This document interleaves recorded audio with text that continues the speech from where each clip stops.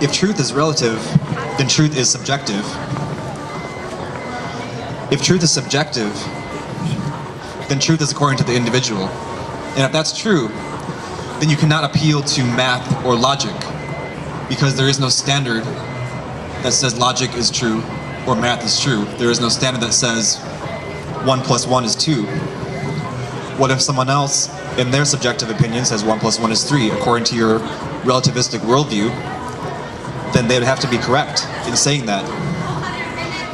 So if they're correct in saying that, as a result of relativism, subjectivism, then that means there is no standard for math. So then as a result of relativistic thinking, subjective thinking, math cannot be true. Science cannot be true. It has no foundation, philosophically or epistemologically.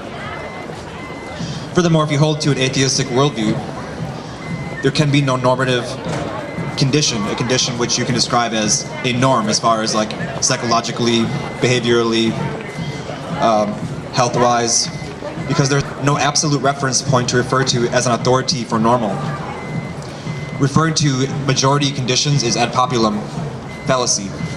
Therefore, all patterns for behavior and thoughts as expressions of behavior are accepted as normal. Therefore, as a consequence of that, any way of seeing the world is acceptable as truth, from the schizophrenic person to the sane. Therefore, in their position, truth is subjective.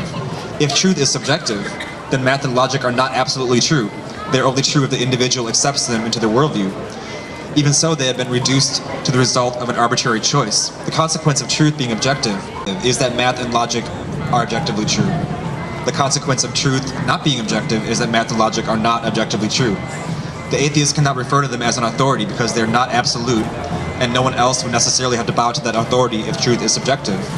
If math and logic are not objectively true, then the entire field of science falls apart because of its reliance upon math for computation and upon logic for the framework of the scientific method. Thus, the atheist cannot consistently use math or logic or science to defend his position. He does not have the preconditions of intelligibility.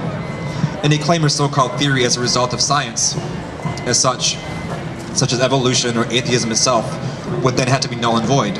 A consequence of the atheist worldview is that 1 + 1 no longer equals whatever the individual decides is true in their mind.